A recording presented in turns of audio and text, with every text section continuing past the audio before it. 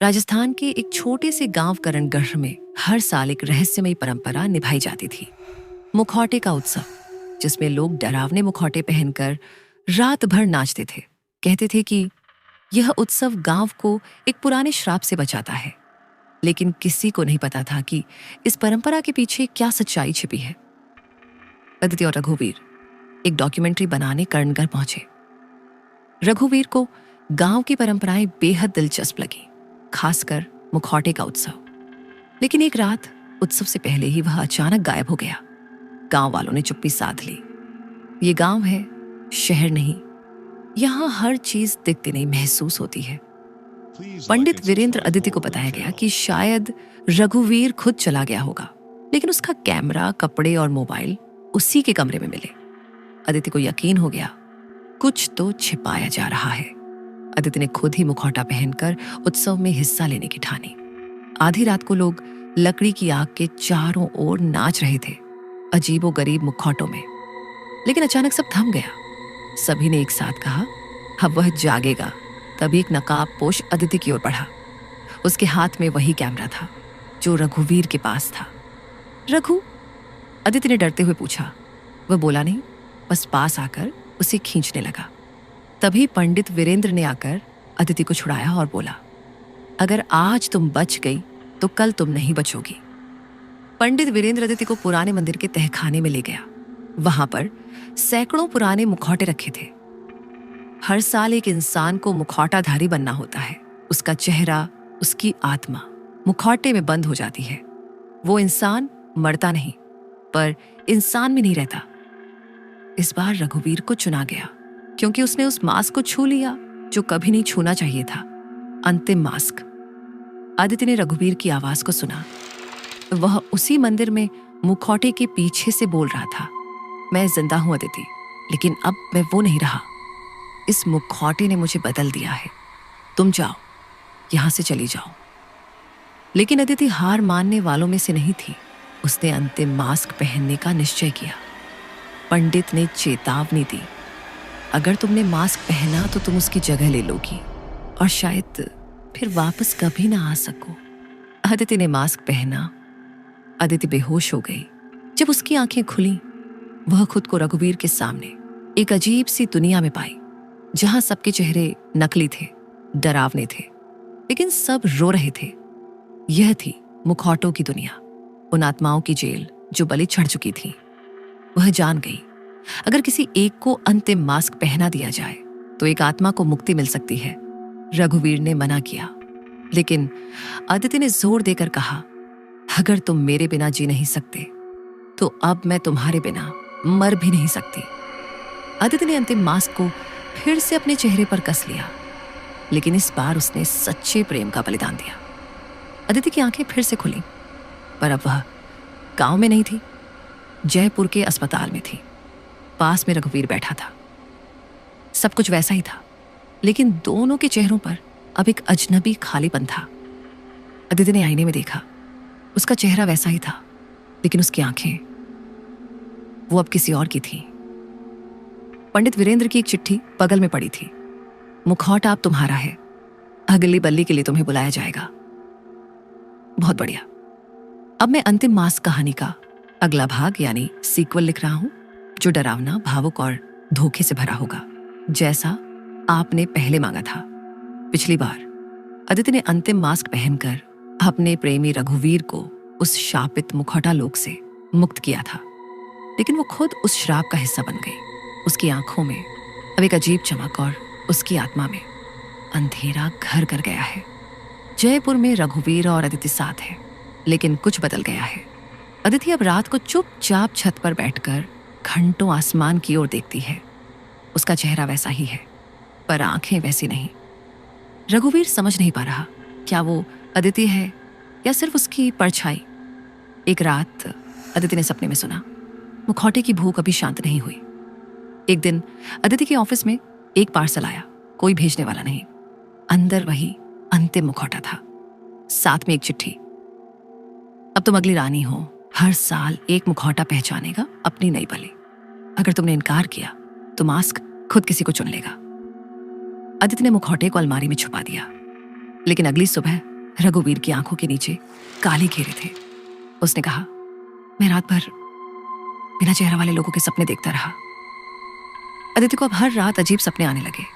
हर सपना किसी न किसी चेहरे को दिखाता, डर में डूबा, भागता हुआ। फिर एक आवाज कहती, एक को चुना जाए, बाकी को छोड़ा जाए।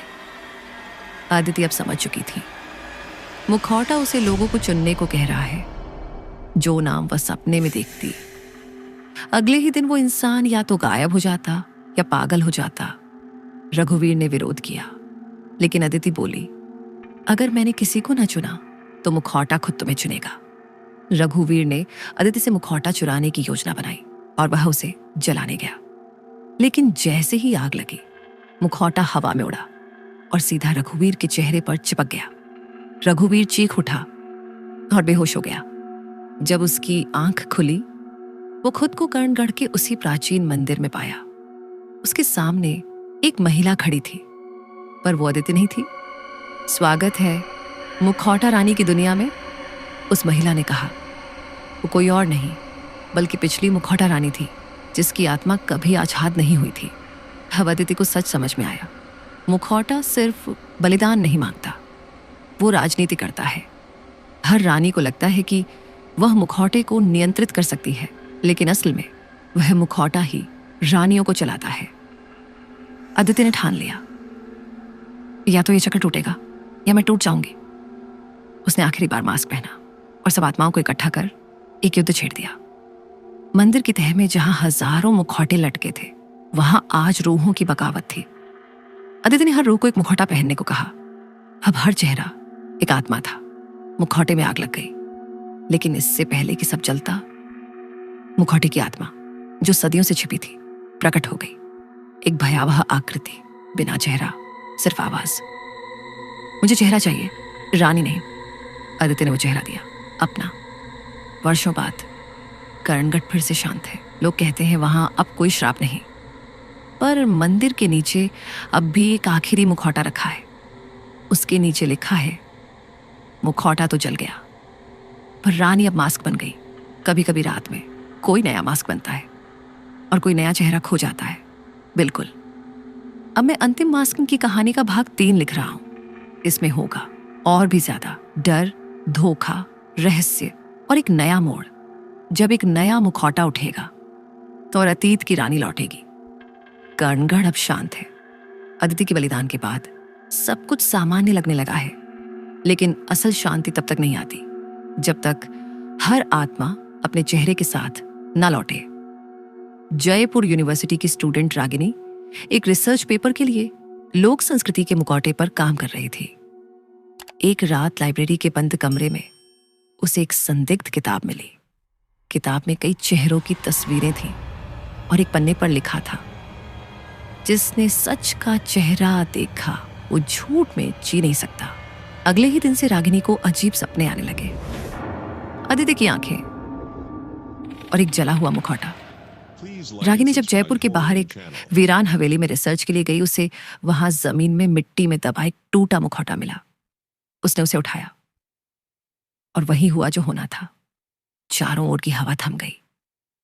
हवेली की खिड़कियां अपने आप बंद हो गईं और मुखौटे से एक धीमी फुसफुसाहट आई, तेरा चेहरा उधार है। रात को रागिनी के चेहरे पर वही जले निशान उभरने लगे जो कभी अदिति के चेहरे पर थे। रागिनी को अब अक्सर शीशे में अपनी जगह अदिति का अक्स दिखने लगा। अदिति अब एक आत्मा बन चुकी थी, मुखौटा रानी की आत्मा। वो अब खुद को बचाने नहीं, बल्कि मुखौटे को पूरा करने आई थी। हर मुखौटा अधूरा है जब तक उसका असली चेहरा वापस न हो। रागिनी की किस्मत अब बंध चुकी थी। रागिनी एक रात अचानक सोते सोते मुखौटा लोक में पहुंच गई, जहां हजारों चेहरे दीवारों में जड़े थे। हर चेहरा रो रहा था, हर आंख पुकार रही थी। उसे एक पुराना पंडित दिखा जो पहले अदिति को मिला था। उसने कहा, हर बार एक रानी आती है, हर बार मुखौटा एक नई झूठी सच्चाई चुनता है। अब की बार मुखौटा चाहता था 2 चेहरे, एक रानी। रागिनी अब पूरी तरह मुखौटे की पकड़ में थी, लेकिन अचानक उसके सपने में अदिति और रघुवीर दोनों आए।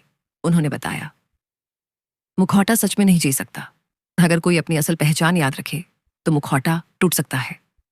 अगली रात मुखौटा रागिनी से कहता है, अगर तू अदिति नहीं बनती तो तू कुछ नहीं बचेगी। रागिनी ने जवाब दिया, मैं रागिनी हूं और अब हर चेहरा अपना नाम लेगा। वो वापस मुखौटा लोग पहुंची और हर चेहरा को उसका असली नाम पुकारा। चेहरों में आग लग गई, मुखौटे जलने लगे और अदिति की आत्मा मुस्कुराई। रागिनी वापस दुनिया में है, पर अब वो एक किताब लिख रही है, अंतिम मास्क।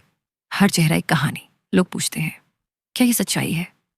वो बस मुस्कुराकर जवाब देती है, सच कभी चेहरा लेकर नहीं आता, बस नकाब हटा देता है। रागिनी को लगता है सब कुछ खत्म हो गया है। वह मां की कब्र पर बैठी है, लेकिन तभी वहां हवा कांपती है। पीछे से वही आवाज, तूने मुझे जलाया, पर मैं राख में रहकर अब सबको जलाऊंगी।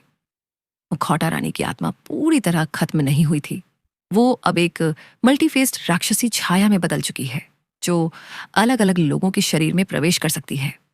रागिनी को सहारा देने आता है उसका बचपन का दोस्त समर। लेकिन उसे क्या पता, समर के शरीर में मुखौटा रानी की आत्मा आ चुकी है। समर उसे पुराने घर ले जाता है और कहता है, एक बार और जाकर सब खत्म कर दे रागिनी। रागिनी मान जाती है, लेकिन जैसे ही वो हवेली के तहखाने में पहुंचती है, समर उस पर हमला करता है। रागिनी घायल होकर मंदिर की सीढ़ियों पर चढ़ती है। वहीं पुराने मुखौटों की आत्माएं अब जाग चुकी हैं। हर मुखौटा एक आत्मा की प्यास है और ये आत्माएं अब इंसानों में प्रवेश कर रही हैं। गांव में हर चेहरा असली नहीं रहा, सबके अंदर कोई और है। एक पुराना संत आता है और कहता है, इस चक्र को खत्म करने के लिए उस आत्मा को अपना अंतिम चेहरा चाहिए, यानी तेरा चेहरा। रागिनी रागिनी रोती है, लेकिन तैयार होती है। उसे एक अंतिम मास्क पहनना होगा, भूलने वाला मुखौटा जो किसी को भी उसके अस्तित्व से मिटा देता है। रागिनी मुखौटा पहनती है। एक झटके में सब कुछ उजाला हो जाता है। गांव शांत, हवेली जल चुकी। मुखौटे अब राख में बदलते हैं, लेकिन अब कोई रागिनी को पहचानता नहीं। न मां की कब्र, न समर, न खुद का चेहरा। वो सिर्फ एक मुखौटा बन गई है जो अब दूसरों को बिछाएगा।